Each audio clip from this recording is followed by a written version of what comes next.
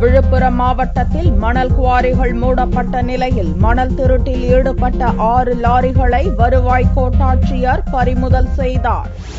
விழுப்புரம் மாவட்டத்தில் உள்ள மணல் குவாரிகளை மூட மாவட்ட கலெக்டர் சம்பத் உத்தரவிட்டுள்ளார். குவாரிகள் அனைத்தும் மூடப்பட்ட நிலையில் மணல் தட்டுப்பாடு ஏற்பட்டுள்ளதால் இரவு நேரங்களில் மணல் லாரி உரிமையாளர்கள் தென்பெண்ணை ஆற்றில் மணல் திருட்டில் ஈடுபட்டு வந்தனர். இதுகுறித்து வருவாய் கோட்டாட்சியருக்கு தகவல் கிடைத்தது. இதைத் தொடர்ந்து கோட்டாட்சியர் அனுசுயா தேவி தலைமையில் விழுப்புரம் திருச்சி தேசிய நெடுஞ்சாலையில் தீவிர வாகன தணிக்கை நடத்தப்பட்டது.